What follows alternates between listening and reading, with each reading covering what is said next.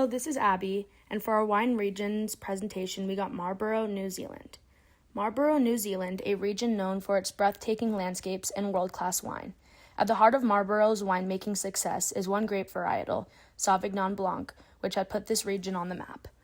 Marlborough's Sauvignon Blanc is celebrated for its vibrant, crisp, and aromatic profile, with the most common flavors of passion fruit, citrus, and freshly cut grass all wrapped into a balanced acidic wine.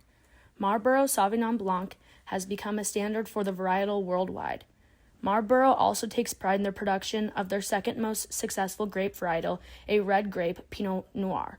The warm days and cool nights are ideal for making a Pinot Noir that is full of red fruit flavors with a sense of earthiness and a little bit of spice wrapped into a bright and acidic red blend. Hello, this is Jacob, and now we are going to be getting into the financial impact side of this. So we're going to be discussing the financial impact of the wine industry of Marlborough. So 68% of New Zealand's total production comes from Marlborough, which means Marlborough is responsible for a large chunk of New Zealand's income when it comes to the wine industry. Looking at the economy, the wine industry in Marlborough accounts for 1 in 5 jobs, giving local opportunities. This is because there are approximately 141 wineries in Marlborough that locals are working in. Jobs are available because of the influx of hectares. Booming up until the late 2000s, Marlborough went from 5,730 hectares in 2002 to 22,000 in 2008. It all fell to a halt in 2008 because of the economic slate of the world, causing Marlborough to have oversupply after their high-demand years of being outstripped. Today, the wine region has 26,000 hectares planted, increasing sales year by year. Next, we'll be discussing soil and weather impacts. The soil and weather impacts in Marlborough allow for the ability to produce refreshing, delicious, fruity wine. Marlborough gets direct sunlight with little rainfall and breezes from the Pacific Ocean, which is exceptional for the vineyards.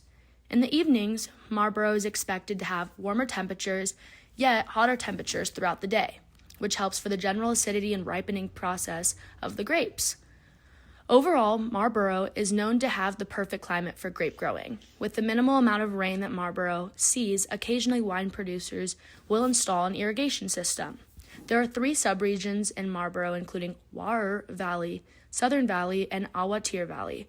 Wairau Valley, which has 45% of Marlborough's vineyards, is located on a riverbed that is rich in clay and sands. In the higher parts of Wairau Valley, there are larger stones. The southern part is in a glacial valley with more clay. Lastly, Awatere Valley is in a big river terrace, so the soil consists of more gravel. Although Marlborough has a phenomenal climate for growing vineyards, there are some negative aspects that I feel important are to share. Frost is prominent during the spring, which does have a negative effect on vine health, but there are precautions in place to help mitigate those concerns. Frost specifically does not help the ripening of grapes. Although wind is good for overall vine health, too much wind can cause dehydration. To prevent this from occurring, producers will put in an irrigation system, specifically drip. These different soils contribute to the bold and strong flavors with vigorous tannins. All the soils help to create this region's delicious wine. Alright, so now we're going to be going into the history of Marlborough. So going all the way back to the 1970s, the Marlborough wine industry began with the establishment of vineyards in the region.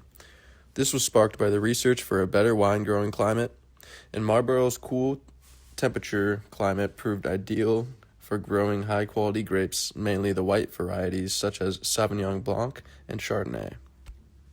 Moving up to the 1980s, Marlborough's Sauvignon Blanc gained a reputation for its distinctive aroma qualities, which set it apart from other wines on the international market. Towards the end of the 1980s, New Zealand had begun to make a name for itself in the global wine industry. Fast forwarding up to the 1990s, the Marlborough region's wine production grew rapidly, with both large-scale wineries and smaller operations flourishing. The demand for Marlborough Sauvignon Blanc surged internationally, and the wine began embraced for its bright, zesty character, which was quite different from the more traditional oak-aged Sauvignon Blancs of Europe. Fast forwarding a little bit more to the 2000s and beyond, and the 2000s marked the peak of Marlborough's reputation. By now, it had become one of the world's leading wine regions, known especially for its Sauvignon Blanc. The region also expanded its production of Pinot Noir, Chardonnay, and Riesling, further establishing its diversity. Now, in today's modern growth, the Marlborough wine region has continued to grow as a wine-producing region and is responsible for a majority of the country's total wine output. Below are the different resources that we used throughout this presentation. I hope you learned a lot about Marlborough's New Zealand, Sauvignon Blanc, and the other delicious wines that are produced here.